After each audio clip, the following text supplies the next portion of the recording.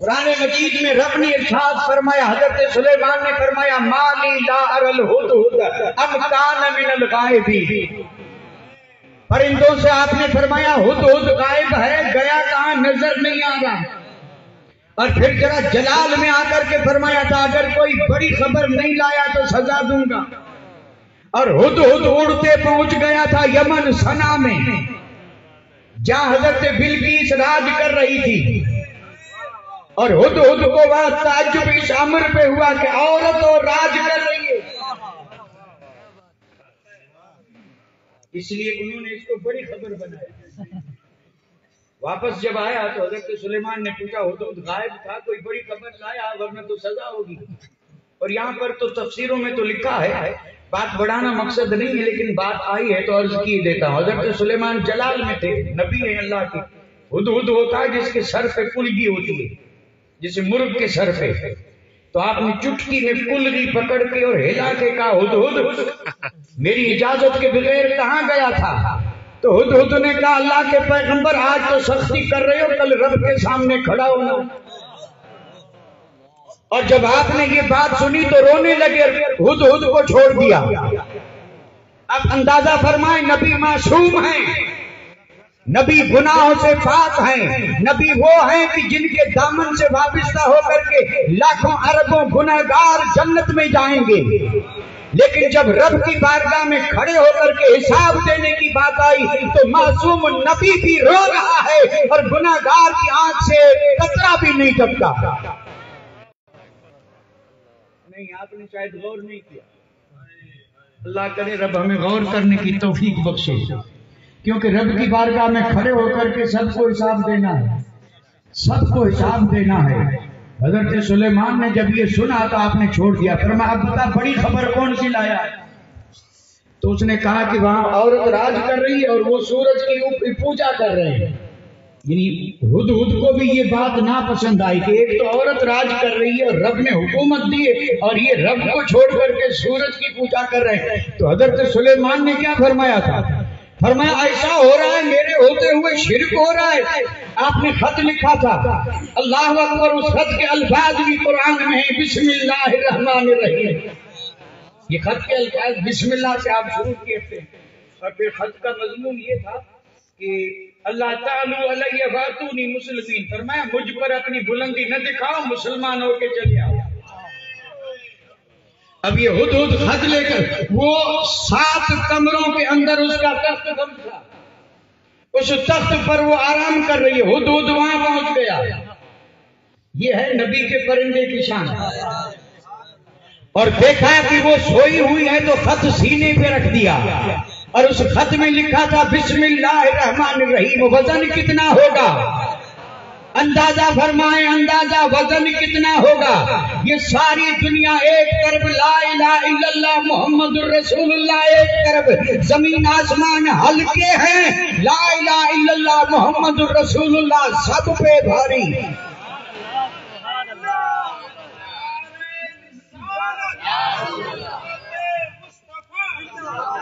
اور یہ میں نے حدیث کا مضمون عرض کر دیا، یہ بڑی طویل حدیث ہے، اور یہی قیامت کے دن دفتر رکھے جائیں گے اور پھر یہ پرچہ رکھا جائے گا، سارے دفتروں پہ یہ پرچہ بھاری ہوگا، اور وہ بندہ پوچھے گا مولا اس پرچے میں تھا کیا؟ اور جب دیکھے تھا کلمہ لکھا ہوا ہے۔ یہاں پر ایک بات ادب سے عرض کر دوں، جب یہ کلمہ اتنا بھاری ہے تو یہ کلمہ جس کی دل میں ہو وہ کتنا بھاری بھاری ہوگا یا نہیں ہوگا؟ تو وہ ہلکے کیوں ہو گئے؟ یہ ہے سوچنے کی بات۔ ہمارے دل میں کلمہ ہے یا نہیں؟ ہم بھاری ہیں؟ ہم تو سوکھے پتے سے بھی زیادہ ہلکے ہو گئے اور پھونکوں سے اڑایا جا رہا ہے۔ جی آج کسی کی ضرورت نہیں، پھونک سے اڑا رہے ہیں، اور کسی میں ہمت نہیں ہے کہ ٹک پائے، ہلکے ہو گئے۔ یہ ہلکے کیوں ہوئے؟ یہ آپ سوچیں، میں نہیں بتا سکتا۔ یہ بتانے کی ضرورت نہیں ہے کہ ہلکے کیوں ہوئے، اور اس کو بتائیں گے تو پھر یہ تھوڑا سا راستہ الگ ہو جائے گا، کیونکہ پھر بھاری جو تھے نا ان کی بات کرنی پڑے گی، جو بھاری تھے ان کی بات کرنی پڑے گی، اور بھاری کو دیکھنا ہو تو حضرت عمر کو دیکھ لیں۔ حضرت عمر تو اتنے بھاری تھے کہ بیٹھے ہیں مدینے میں، قیصر ہو یا کسرا، اپنے ملک میں اپنے تخت پر تاج، اس کے سر پہ باڈی گارڈ بھی ہیں. حضرت عمر نہیں گئے، لیکن تاریخ لکھنے والوں نے، اپنوں نے لکھا، دشمن نے لکھا کہ وہ تو بھاری تھے، ان کا نام بھی بھاری تھا. اگر قیصر کے دربار میں کوئی حضرت عمر کا نام لیتا تو اس کا تخت بھی ہلتا، تاج بھی ہلتا اور شہنشاہ بھی ہل جاتا. وہ جو بھاری تھے ان کا نام بھی بھاری تھا.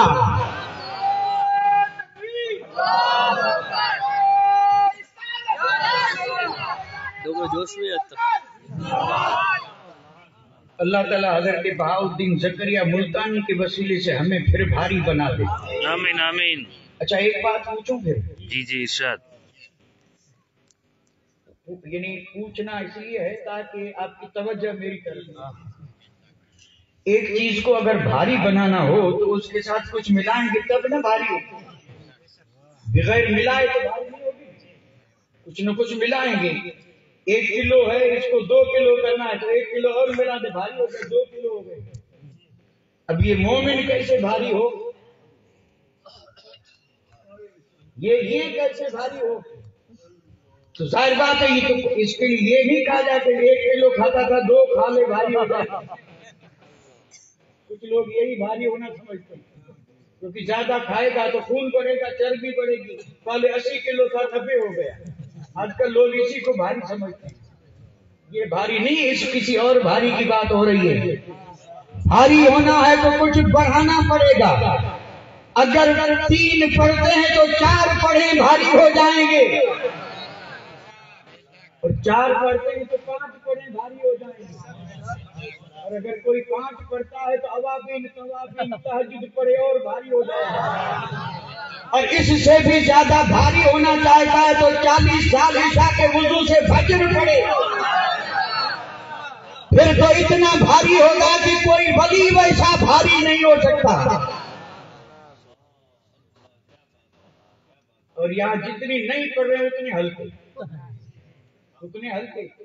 اس لیے وہ جو بھاری ہونا چاہتے تھے وہ رمضان میں بھی رکھتے تھے، عام دنوں میں بھی رکھتے تھے. اور ویسے ہر مہینے کے 3 روزے تو ایام میں بیٹھ کے چھوڑتے ہی نہیں کیونکہ بھاری ہونا تھا. اور پھر جب اس طرح وہ وزن بڑھاتے تھے تو قسم رب کی بھاری ایسے کہ مت پوچھو. کسی میں ہمت نہیں تھی کہ ہلا سکے. جگہ سے جدا کرنا تو دور کی بات ہے، ہلانا بھی مشکل تھا. اور ہلانا کیا، اگر 150 راجے بھی آ جائیں تو ایک خواجہ نہیں ہلا. سبحان اللہ سبحان اللہ. زندہ باد زندہ باد.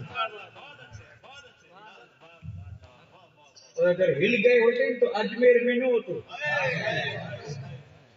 ابھی دیکھا نا اپنے دیوانے کتنے جھوم رہے تھے. کرسی پر کوئی بھی بیٹھے، راجا تو میرا خجا ہے، راجا تو میرا خجا ہے. ٹھیک ہے، صحیح کہہ رہے ہیں. ناراض تو نہیں ہوں گے؟ جی جی. یعنی ہمارا راجا کون ہے؟ راجا آپ سنبھل گئے. سنبھل اس لیے گئے کہ نہ ہاں کر رہے ہیں نہ. کیونکہ اگر ہاں کریں گے تب بھی پھنسیں گے، نہ کریں گے تب بھی پھنسیں گے. اب کریں کیا؟ اس لیے سکوت میں خیریت ہے. من سکت نجا. اس لیے ہمارے بزرگوں نے فرمایا جو چپ رہا اس نے نجات پائی. من سکت نجا. ہم بھی چپ ہیں، نجات پا گئے. لیکن دوست عرض کیے دیتا ہوں، یہ آپ جھومیں اور آپ جو چاہیں کریں، لیکن ہونا چاہیے کہ ہم اس میں سچے ہوں. اگر یہ کہتے ہیں کہ راجا تو خواجہ ہے تو پھر ماننی بھی خواجہ کی پڑے گی. اور یہاں تو ہم جو کرسی پہ بیٹھا ہے اس کی مان رہے ہیں. یعنی اسٹیج پہ دعوے ہو رہے ہیں کہ راجا تو، اور خواجہ کی ایک بھی نہیں مانی، اور جو راجا ہے اس کی سب مان رہے ہیں. اور اگر نہیں مان رہے تو سرحد پار کر کے اس طرف جاتے کیوں نہیں جاتے؟ اور بھی بے شمار پابندیاں ہیں جس پہ عمل ہو رہا ہے. مان رہے ہیں کہ نہیں مان رہے ہیں؟ تو کس کی مانے؟ ایک طرف تو کہہ رہے ہیں کہ راجا تو خواجہ ہے اور خواجہ کی ایک بھی نہیں مانی اور اس راجا کی مان رہے ہیں، تو یا تو سچ بولیں اور سچ بولیں گے تو ماننا پڑے گی وہی جو راجا خواجہ کا، اور خواجہ نے یہی کہا تھا نماز پڑھو، کیا نہیں کہا تھا؟ نہیں کہا تھا تو ان کا لقب معین الدین کیوں ہے؟ خواجہ کون ہے؟ اولیاء اللہ جتنے بھی بڑے ہیں واقعی جو ولی ہیں اور جنہوں نے دین کی خدمت کی ہے ان کے القاب پہ غور کریں، کوئی معین الدین ہے، کوئی محی الدین ہے، کوئی نظام الدین ہے، کوئی بہا الدین ہے، جدھر دیکھیں دین ہی دین ہے، یہ ہے اولیاء اللہ۔ تو میں عرض یہ کر رہا تھا، حضرت سلیمان علیہ نبینا علیہ السلام نے خط دیا، وہ لے گیا، سینے پہ رکھا، وزن آیا، بلقیس کی آنکھ کھلی، آنکھ کھلی تو دیکھا یہ مجھے جگایا کس نے، کیونکہ چاروں طرف تو پا رہا تھا، اور پھر جب سینے پہ ذرا وزن سا معلوم ہوا، دیکھا ایک خط ہے، اس نے خط اٹھا کے پڑھا، کہاں پہنچی؟ دربار طلب کیا، اور دربار میں اس نے یہ کہا تھا کہ القی الیہ کتاب کریم، فرمایا میرے درباریوں ایک عزت والا خط پہنچا ہے، عزت والا خط، اور اس میں ہمیں حکم یہ دیا گیا ہے کہ یا تو کلمہ پڑھ کے آؤ، بلندی نہ دکھاؤ۔ درباریوں نے کہا ہمارے پاس ہتھیاروں کی کمی نہیں، لشکر کی کمی نہیں، آج روئے زمین پر کوئی ہم سے مقابلہ کرنے والا نہیں، لیکن حضرت بلقیس نے کہا جلدی مت کرو، بادشاہ جب کسی ملک پہ حملہ کرتے ہیں تو پھر تباہ برباد کر دیتے ہیں، میں آزمانا چاہتی ہوں کہ یہ واقعی نبی ہے یا بادشاہ ہے، میں ہدیے بھیجتی ہوں، ہیرے موتی جواہر بھیجتی ہوں، اگر قبول کر لیے تو دنیا کا بادشاہ ہے اور ٹھکرا دیے تو خدا کا نبی ہے۔ پھر ہدیے بھیجے، اور پھر ہدیوں والا واقعہ جو ہے بڑی تفصیل کے ساتھ ہے، آپ نے اسے رد کر دیا، پھر مجھے اس کی ضرورت نہیں ہے، میں تو یہ چاہتا ہوں کہ کلمہ پڑھ لو، یہ ہے شان، فرمایا میں تو یہ چاہتا ہوں کہ تم کیا کر لو، کلمہ پڑھ لو۔ اب یہ پھر جب خط وہاں پہنچا، بلقیس وہاں سے چلی، بڑا مشہور واقعہ ہے، اب یہ جا رہی حضرت سلیمان کے پاس، بالکل جب قریب پہنچی تو آپ کے درباری جو تھے ان سے آپ نے فرمایا ایکم یاتینی بعرشہا، یعنی بلقیس تو آ گئی، تمہارے بیچ میں کوئی ہے جو اس کا عرش لے آئے، تخت لے آئے، 80 گز لمبا، 40 گز چوڑا، 30 گز اونچا، یہ اس تخت کی لمبائی چوڑائی تھی، اتنا بڑا تخت، اور تھا بھی 7 کمروں میں بند۔ آپ نے فرمایا درباریوں سے ہے کوئی اس کے آنے سے پہلے قبل ان یاتونی مسلمین، یہ جو آ رہے ہیں یہ میری دربار میں آئیں، کلمہ پڑھیں، اس سے پہلے میل 2 میل کے فاصلے پہ یہ قافلہ تھا، اس کو آنے میں دیر کتنی لگے، اور کہاں ملک یمن اور سنا۔ آپ نے فرمایا ہے کوئی؟ قال عفریت من الجن، جنوں میں جو سب سے بڑا جن تھا وہ تھا عفریت، جس کو عامل بھی قبضے نہیں کر سکتے، عاملوں کی بات الگ ہے، میں عاملوں کی بات کامل سوچ میں نہ پڑے، عامل جب ایسے عفریت سے مقابلہ ہوتا ہے تو روانہ ہو جاتے ہیں کہ یہ ہمارا کام نہیں ہے، اس کو ہم نکال نہیں سکتے، ایسا عفریت من الجن، یہ عفریت اٹھا، اس نے کہا حضرت میں لاتا ہوں۔ آپ نے فرمایا لاؤ گے لیکن دیر کتنی لگے گی؟ تو اس نے کہا قبل ان تقوم من مقامک، آپ کی مجلس برخاست ہوگی نہیں اس سے پہلے، اور مجلس گھنٹہ 2 گھنٹہ 3 گھنٹہ صبح سے لے کے دوپہر تک، فرمایا اتنی دیر میں لے آؤں گا۔ حضرت سلیمان نے کہا نہیں مجھے تو اس سے بھی جلدی چاہیے۔ آپ نے فرمایا جن تو بیٹھ جا، آپ کو معلوم تھا کہ کوئی جلدی لانے والا بھی ہے، اور ہمارا ایمان وقیدہ ہے سلیمان علیہ السلام نبی ہیں، آپ لانے پر قادر تھے، ان سے بھی جلدی لے آتے، لیکن آپ کو بتانا یہ تھا کہ ہم تو شان والے ہیں لیکن درباری بھی شان والے ہیں، امتی بھی شان والے ہیں، میری امت کے ولی بھی شان والے ہیں، دنیا پہ ظاہر کرنا تھا۔ فرمایا جن سے، فرمایا بیٹھ جا، پھر فرمایا ہے کوئی؟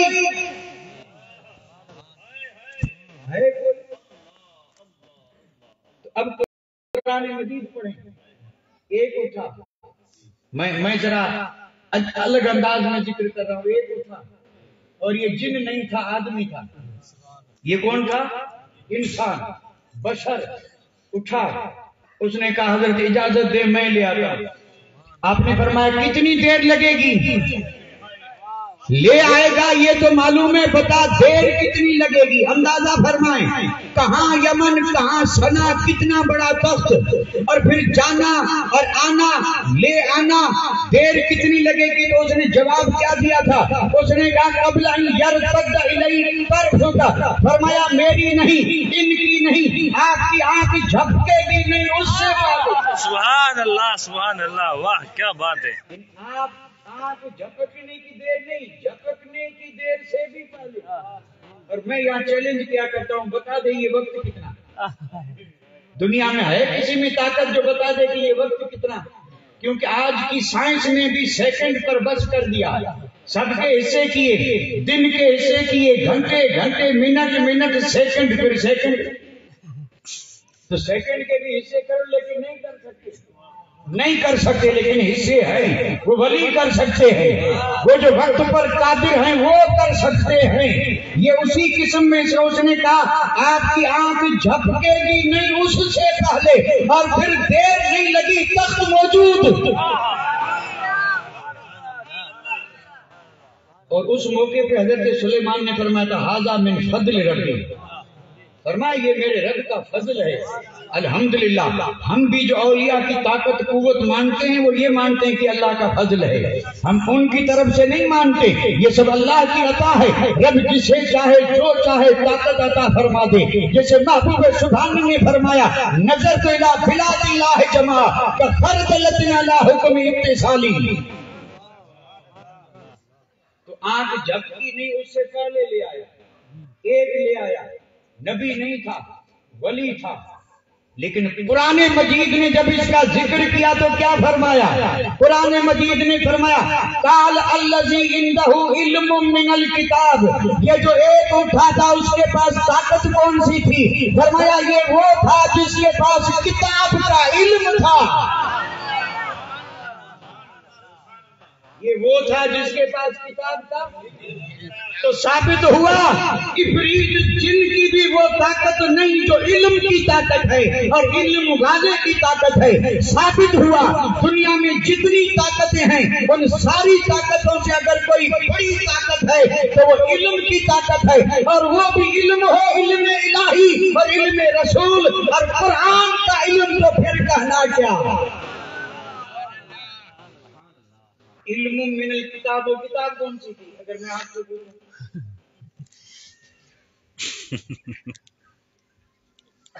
آسمانی کتابیں جو تھی ان میں سے کوئی کتاب تھی, قرآن تو نہیں تھا. اچھا ساری کتابوں میں افضل کون ہے؟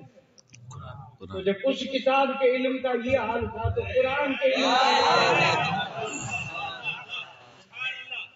کیونکہ نبیوں میں جب کوئی میرے نبی جیسا نہیں تو آسمانی کتابوں میں کوئی کتاب قرآن جیسی نہیں, اور سارے نبیوں کی امت میں کوئی امت اس امت جیسی نہیں.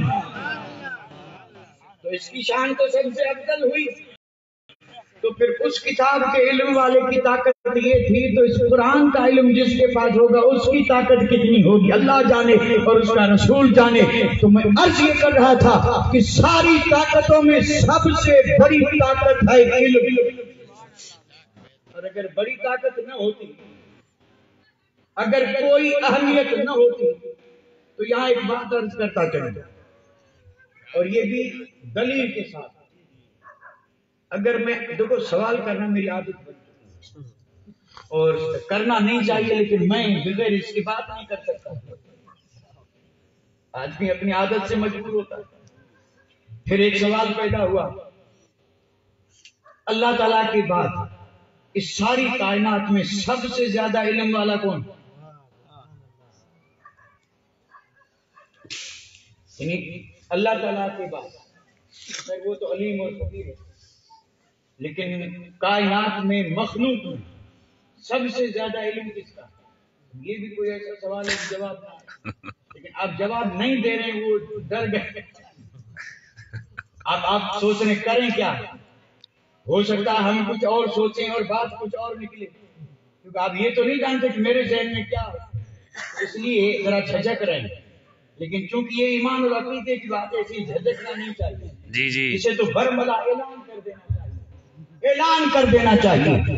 ساری کائنات میں رب کے بعد اگر سب سے زیادہ علم والے ہیں تو میرے اور آپ کے آقا تاجدار مدینہ ہیں، اور آپ کے علم کا حال یہ ہے من جودک دنیا و ذرتها من علومک علم اللوح والقلم۔ نہیں غور کیا کیونکہ میں نے بڑے جوش کے ساتھ پڑھ ڈالا۔ یہ حضرت علامہ بوصیری کا قصیدہ بردہ شریف کا بند ہے۔ آپ نے فرمایا یا رسول اللہ من جودک الدنیا و ذرتها، یعنی یہ دنیا اور اس کی ساری رنگینیاں آپ کی سخا ہے۔ ساری دنیا الدنیا و ذرتها، دنیا اور دنیا میں جو ہے یہ سب صدقہ مصطفیٰ کا، سخا مصطفیٰ کی، عطا مصطفیٰ کا۔ اس لیے تو اعلیٰ حضرت فرماتے ہیں لا رب العرش جس کو جو ملا ان سے ملا، بٹتی ہے کونین میں نعمت رسول اللہ۔ سبحان اللہ سبحان اللہ، واہ۔ وہ جہنم میں گیا جو ان سے مستغنی ہوا، ہے خلیل اللہ کو حاجت رسول اللہ کی۔ اور تجھ سے اور جنت سے کیا مطلب ہے منکر دور ہو، ہم رسول اللہ کے، جنت رسول اللہ کی۔ تو یہ دنیا اور دنیا کی ساری رنگینی، یہ سخا عطا کس کی؟ یہ تو ایک بند ہوا، مصرع ہوا۔ اب دوسرا سن لیں، وَمِنْ عُلُومِكَ عِلْمَ اللَّوحِ وَالْقَلَمِ، یہ جو لوح محفوظ ہے جس میں ساری دنیا کا علم اور ساری دنیا کی تقدیریں لکھی ہیں، ہے کوئی ایسا علم جو لوح محفوظ میں نہ ہو؟ امام فخر الدین رازی فرماتے ہیں تفسیر کبیر میں اسی کے متعلق حدیث عرض کر کے فرماتے ہیں لوح و قلم میں جو کچھ ہے وہ میرے آقا کے علوم میں سے صرف ایک ستر ہے۔ اللہ اللہ، ستر آپ نہیں سمجھے، غالباً آپ اس کو لیٹی بولتے ہو۔ جی جی لیٹی، لیٹی اب جیسے یہ قرآن مجید ہے اس میں کوئی ایسا ہے جس میں 13 سترے ہیں، کوئی 14 لیٹیاں، ہر کتاب میں وہ جو ستر ہیں لیٹی 10 12 ایک ستر، تو لوح و قلم کا سارا علم میرے آقا کے علوم کی ایک لیٹی اور ایک ستر ہے۔ اب کوئی ایسی چیز ہے جو لوح و قلم میں نہ ہو، اور لوح و قلم جب میرے آقا کے علوم کی ایک ستر ہے تو علم مصطفیٰ کتنا ہوگا؟ ہائے ہائے ہائے ہائے، معلوم تکن تعلم۔ اس لیے ہمارا ایمان و عقیدہ ہے کہ جو ہوا، جو ہو رہا ہے، جو ہوگا میرے آقا سب جانتے ہیں۔ اللہ تعالیٰ نے اپنے حبیب کو سارے علوم دے دیے، کوئی علم ایسا نہیں جو مصطفیٰ نہ جانے۔ اتنا زبردست علم ہے۔ اور اگر اس پر مزید وضاحت کرنے جائیں تو ایک حدیث کا خلاصہ عرض کر دیں۔ حدیث تو بڑی طویل ہے، اور وہ حدیث یہ ہے کہ اللہ تعالیٰ نے میرے محبوب سے پوچھا تھا یا محمد فیم یختصم الملأ الاعلیٰ، اے محمد بتا یہ ملأ اعلیٰ کے فرشتے کس میں بحث کر رہے ہیں؟ جب رب نے پوچھا تو میرے آقا نے فرمایا تھا لا ادری، لا ادری۔ اور جب آپ نے فرمایا لا ادری تو حدیث میں ہے میرے آقا نے فرمایا جب میں نے یہ کہا تو اللہ تعالیٰ نے کیا کیا؟ وضع یدہ علی کتفی، اللہ تعالیٰ نے دست قدرت میری پشت پہ رکھا۔ ہاتھ سے تو اللہ کہا کہ جیسے اس کی شان ہے، میرے آقا نے فرمایا کہ رب نے اپنا ہاتھ، قدرت والا ہاتھ میری پشت اور پیٹھ پہ رکھا، اور جب یہ ہاتھ رکھا تو اثر کیا ہوا؟ وجدت بردہ بین صدعی، اس ہاتھ کی ٹھنڈک مجھے سینے میں محسوس ہوئی، اور جب ٹھنڈک محسوس ہوئی تو کیا ہوا؟ تجلی لی کل شیء فعرفتہ، فرمایا پھر کائنات کی ہر چیز مجھ پہ روشن ہو گئی اور میں نے سب کو پہچان لیا۔ ثابت ہوا کائنات کی کوئی چیز ایسی نہیں کہ جس کا مصطفیٰ جان رحمت کو علم نہ ہو۔ سب سے زیادہ علم میرے اور آپ کے آقا تاجدار تاجدار مدینہ کا. یہ ہمارا ایمان اور عقیدہ ہے. اب جو میں اصل بات عرض کرنے جا رہا ہوں، علم کی اہمیت، علم کتنی عظیم چیز ہے اور علم کی کتنی قدر ہے، میرے آقا اپنے اس فرمان سے ظاہر فرما رہے ہیں. آقا تاجدار مدینہ اپنی دعاؤں میں ہمیشہ یہ دعا مانگتے تھے، اور رب زدنی علما. یہ رب کا فرمان تھا. رب نے فرمایا محبوب کہہ دے، محبوب کہہ دے. فرمایا مولا کیا کہوں؟ تو رب نے فرمایا میرے محبوب علم تو سب دے دیا، لیکن اب بھی کہہ دے، کہہ دے کیا کہوں؟ تو رب نے فرمایا کہہ دے زدنی علما، اے مولا ابھی میرے علم کو اور بڑھا دے. رب زدنی علما، رب. تو اس سے ثابت کرنا یعنی امت کو یہ سبق دینا تھا، یہ درس دینا تھا کہ اگر چاہے جتنے عالم بن جاؤ لیکن پھر بھی علم کم نہیں ہوا، پھر بھی کہو رب زدنی. تو جس کے پاس ہے وہ تو یہی کہے گا زدنی علما، ہے ہی نہیں تو کیا زدنی کہے گا. آپ نہیں سمجھے گا. یعنی آپ اور ہم یہ دعا کر رہے ہیں کہ رب زدنی علما. جو ایک حرف بھی نہیں جانتا وہ یہ کہے گا زدنی علما. علم ہے ہی نہیں تو زدنی کہاں سے ہوگا؟ یہ زیادتی تو تب ہوگی جب ہو. تو ثابت کیا ہوا؟ دعا مانگ لیکن پہلے کچھ پڑھ پھر مانگ، پہلے کچھ پڑھ پھر مانگ کہ مولا جو دیا ہے اس میں اور زیادتی دے دے، اور زیادتی دے دے. اور یہ علم کی زیادتی کیوں مانگی جا رہی ہے، میں اس پر ایک بات عرض کرتا ہوں. اور یہ بھی بات بڑی بنیادی ہے جو میرے اور آپ کے لیے، مشائخ کے لیے نہیں، علماء کے لیے نہیں، میرے اور آپ کے لیے. یہ میں قید لگا کر کی بات کر رہا ہوں. اور وہ بات یہ ہے انسان کا شرف دو چیزوں سے ہے. یعنی ایمان والے کا، انسان کی بات رہنے دے، ایمان والے بزرگی، شرف، بڑائی، مرتبہ، مقام دو چیزوں سے ہے. اور یہ قرآن مجید اور حدیث پاک سے ثابت ہے. وہ دو چیزیں کون سی ہیں؟ ایک ہے علم اور ایک ہے عمل. ایک ہے علم اور ایک ہے عمل. یہ دو چیزیں اگر ہوں گی تو وہ بزرگ بھی ہوگا، عظمت والا بھی ہوگا، شان والا بھی ہوگا. اور اگر نہیں تو پھر کچھ بھی نہیں ہے. اور باقی سب کچھ بن سکتا ہے. کیا بن سکتا ہے وہ نام لینے کی ضرورت نہیں ہے، لیکن باقی سب بن سکتا ہے. عظمت والا نہیں بن سکتا، شرافت کرامت والا، شان والا نہیں بن سکتا. عظمت اس میں ہے کہ یہ دو چیزیں ہوں، ایک علم اور ایک عمل. اب جب یہ بات اگر سمجھ میں آ گئی ہو تو پھر ایک سوال کر رہا ہوں، سوال پر سوال ہے، ہوتے رہیں گے کیونکہ سوال ہو رہا ہے تو کرنا ہی پڑے گا. بھئی آدمی کی عظمت، عزت، شان دو چیزوں میں، علم اور ان میں پہلے کون ہے؟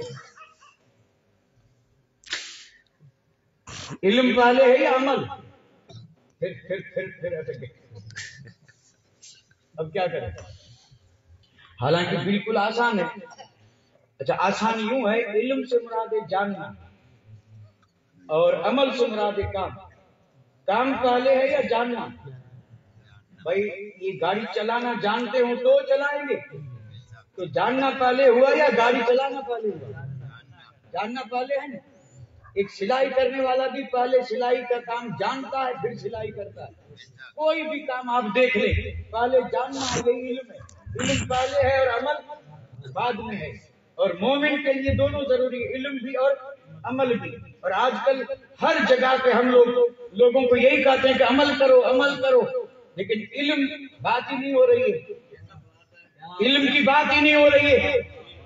نماز پڑھو، نماز پڑھو، تو نماز عمل ہے یا نہیں؟ عمل ہے تو کریں گے کب؟ جب جانیں گے تب. اور نہیں جانیں گے تو کیا کریں گے؟ اگر کوئی جانتا نہیں تو وہ کوئی عمل کر ہی نہیں سکتا.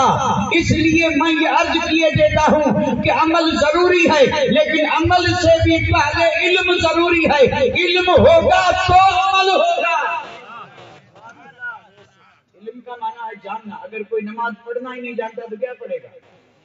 اور اگر پڑھ بھی رہا ہے نا تو کسی کو بتا دینا چاہیے کہ کیا پڑھ رہا ہوں، پتا چلے کہ صحیح پڑھ رہا ہے یا غلط.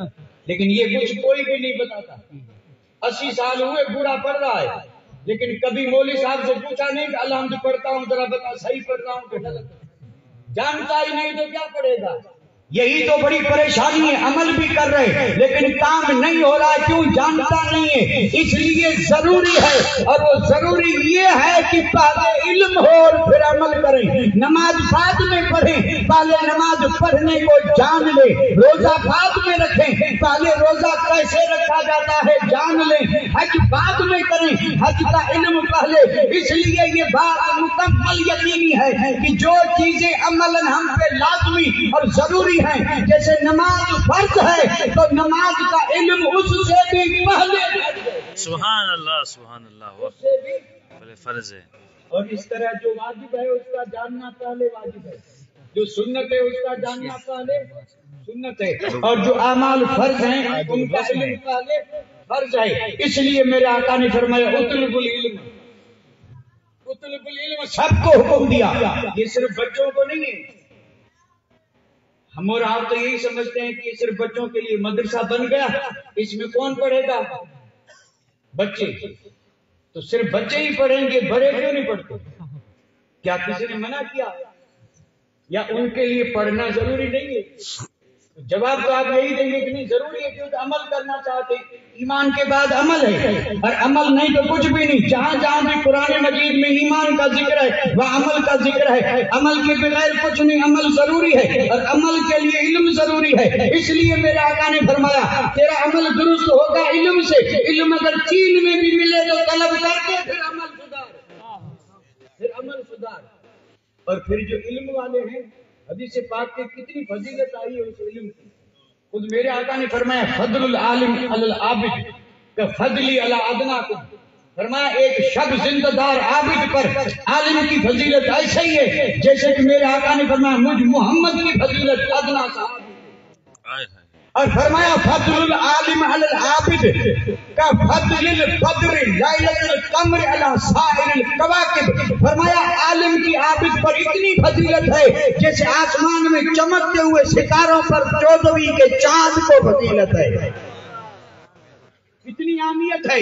یہ اہمیت کیوں ہے وہ بتا رہا ہوں، ضروری اس لیے ہے تاکہ عمل درست ہو، نماز درست ہو، روزہ درست ہو، صدقہ و خیرات درست ہو، زکوٰۃ درست ہو، سارے عمل درست ہوں، اور یہ تب ہوں گے جب علم ہو۔ اور اگر یہ بات نہ ہوتی تو حدیث پاک میں برملا یہ حکم نہ دیا جاتا۔ میرے آقا نے فرمایا اس عالمہ، آئی حدیث یاد ہے، آپ نے فرمایا صبح کر اس حال میں کہ تو عالم ہو، اخت عالمہ او مومن، صبح اس حال میں کر کے تو عالم ہو۔ اور فرمایا اگر عالم نہیں ہے تو طالبن، تو پھر علم کا طلب کرنے والا، اور اگر طالب بھی نہیں ہے تو سامعاً سننے والا بن جا، اور اگر سننے والا بھی نہیں ہے تو جو علم والے ہیں ان سے محبت کرنے والا بن جا۔ ولا تکن خامساً، 4 میں سے ایک بن جا، 5واں مت بننا۔ 5واں ہم ان 4 میں سے کوئی ایک ہے، پھر وہی بات آ گئی، کریں کیا؟ بات آتی ہے تو وہی پوچھنا ہی پڑتا ہے۔ یعنی عالم بن جا، عالم نہیں ہے تو طالب بن جا، طالب نہیں ہے تو سننے والا، عالموں کی بات، علم والوں کی بات سننے والا بن جا، اور سننے والا بھی نہیں ہے تو کم از کم ان سے محبت کرنے والا بن جا۔ ان 4 میں سے ایک بن جا۔ یہ ضروری نہیں کہ ایک ساتھ 4 بن جا، آسانی تو دیکھیں، عالم بن، طالب بن، سامع بن، محب بن، 4 میں سے کوئی ایک بن، اور تو بن سکتا ہے۔ فرمایا 5واں مت بننا۔ اور اگر اجازت دیں تو عرض کر دوں آج تو 5واں بننے میں حد ہو گئی۔